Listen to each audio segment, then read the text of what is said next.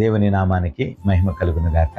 నేటి దినపు వాగ్దానపు వచనాన్ని మీ ముందుకు తీసుకురావటానికి ప్రభు సహాయం చేస్తూ ఉన్నారు పిల్లరా.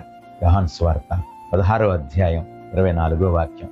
మీ సంతోషము పరిపూర్ణమగినట్లు అడుగుడి మీకు దొరకును.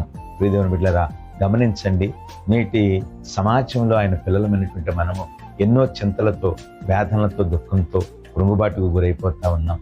చూడండి, మనకున్న ఆశలు, మనకున్న ఆలోచనలు, మనకున్న తలంపులు నెరవేర్చబడక అనేక సందర్భాలలో కృంగుబాటుకు గురైపోయి ఎటువంటి సహాయం వస్తుందో తెలియక చింతపడుతూ ఉన్నాం. కానీ నేటి దినాన ప్రభు వాగ్దానం ఇస్తున్నాడు. మీ సంతోషం పరిపూర్ణమగినట్లుగా, నీ హృదయము ఆనందంతో తెప్పరిల్లేటట్లుగా, ఉప్పొంగేటట్లుగా ఏ విషయంలో అయితే నువ్వు మేలు పొందాలని ఆశపడుతున్నావో ఆ విషయంలో దేవుడు సహాయం చేయబోతున్నాడు. ప్రియదేవుని బిడ్డలారా, నేటి దినాన ఇంతవరకు దిగులుతో కృంగిన నీ హృదయాన్ని తిరిగి సంతోషింప చేయటానికి ఆయన అడగమని కోరుతున్నాడు. అడుగుదామా? ప్రభువుని అడిగితే ఆయన ఇవ్వలేనిదంటూ ఏమీ లేదు. పిల్లరా, గమనించండి, సమస్త సృష్టిని సృజించిన దేవుడు నీ అక్కర తీర్చలేడా? నీ అవసరత తీర్చలేడా?